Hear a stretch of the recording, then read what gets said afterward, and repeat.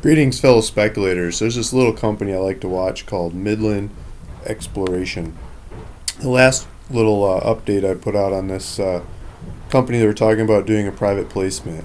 And so now when I look at their website, the private placement is done, it's closed. They've got a couple announcements on it. They closed it in a couple tranches, but they've got this news release detailing the private placement. It was a 70-cent private placement for 3 years. You get warrants at $1.15 if you bought one of those 70-cent deals. They raised a little over $14 million. The size of the placement was between $10 and $15 million. So they got a lot closer to the top of the financing than the bottom in a cold market. That's an amazing thing. The Sprott guys are involved in this financing, and reading through the details of it, they got the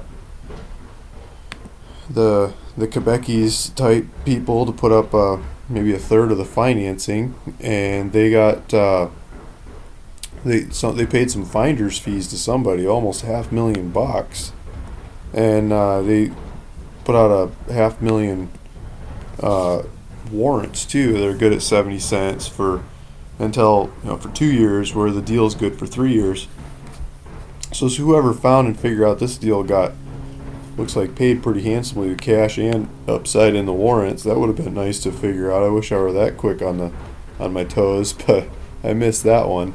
As a result, they put together they got 53 million shares outstanding. So if you go back to Prosperous Adventure, there's a link to the exchange where it shows their market cap. The exchange hasn't updated it yet. I was just looking at it. It says their market cap. They'll fix the chart for you. This is their chart. The deal was done at 70 cents. It's been kind of trading about 70 cents. Last trade 69 cents. So it's right about where the deal just went through. Market cap before the deal's shares are figured into this calculation is $22 million. So you add 14 something to that, you're talking about $36 million kind of market cap. A lot of that is cash. These guys had some cash before, but now it's getting to be a very cash heavy company compared to the price of it, just because they did a large financing. But at the same time, that large financing is at this 70 cents.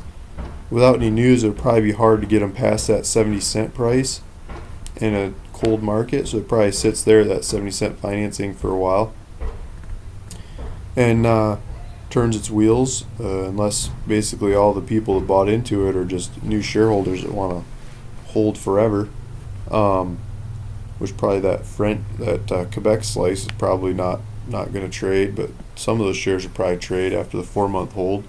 They kind of hold it around that 70 cent kind of number until some more speculative news comes through. So watching them close, watching the capital flows. 4 months from now, September, 4 months off of that news release, on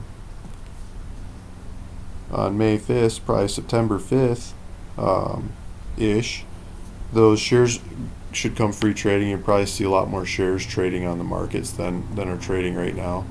We'll see if that happens. Try to keep track of that. That might be a good time to start bidding on this thing. Wait throughout the summer doldrums when not so many people are watching these, and buy in September when more people are watching it, but a bunch of shares are coming back to the markets, and good shot to take advantage of them.